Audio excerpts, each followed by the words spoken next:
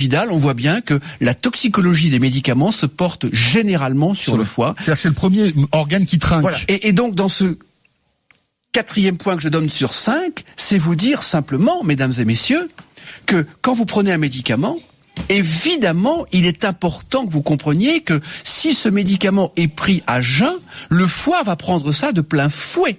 Donc, d'une façon générale, il faut prendre les médicaments au moment des repas, et notamment pour les feralgan, et notamment pour le paracétamol, qui est un médicament qui est pris par certaines ou par certains comme des bonbons. Eh bien, le paracétamol, mesdames et messieurs, peut vous provoquer une insuffisance hépatique foudroyante, définitive, qui va nécessiter une greffe de foie.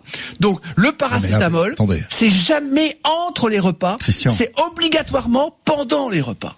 D'accord. C'est une faute majeure des médecins. Oui, mais quand on a mal à la tête. Eh bien, on mange avec. On prend le paracétamol et en même temps, on mange. Oui, mais si vous dites qu'il faut pas manger entre les repas. Si on a mal à la tête entre les repas, qu'est-ce qu'on fait ? On mange une pomme, on mange un yaourt, on mange un fromage blanc.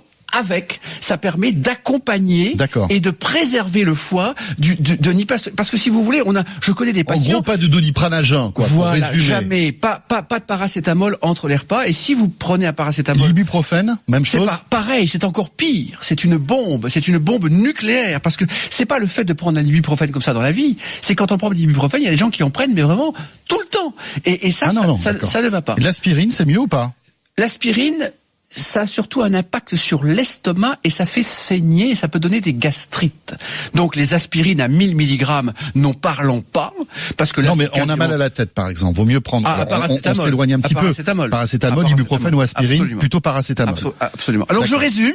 Évidemment, boire de l'eau. Évidemment, laisser reposer le foie entre les repas. Évidemment, diminuer les sucres trop rapides et plutôt que du riz, prendre des pâtes, par exemple. Plutôt que du pain blanc sans aucune qualité, prendre du pain complet. C'est évidemment du gras, c'est de l'huile d'olive, c'est du poisson, c'est éviter un excès de fromage ou un excès de beurre, mais tout en mangeant du fromage et du beurre. C'est évidemment, comme je vous le dis, ne pas prendre trop de médicaments, car au-delà de 4 médicaments, les transporteurs sanguins, dont le foie est un activateur, ne peut plus transporter les médicaments. Donc, sur 10 médicaments, le foie va en transporter que 4. Donc, de toute façon, il y a déjà 6 médicaments à jeter. Et le foie doit les métaboliser pour les ramener au rein. Et quand un foie ne fonctionne pas, c'est une insuffisance rénale. Et dernier point majeur, alors là, le 5e point, si vous voulez garder un foie, et je vais résumer le tout si vous le permettez, c'est évidemment un verre d'alcool pendant un repas. Et le foie est un organe qui ne supporte pas l'alcool. C'est-à-dire que ça détruit tous les réseaux structurants de la fonction hépatique. Et évidemment, quand les réseaux L'alcool est l'ennemi du foie. Ah, c'est le premier ennemi du foie.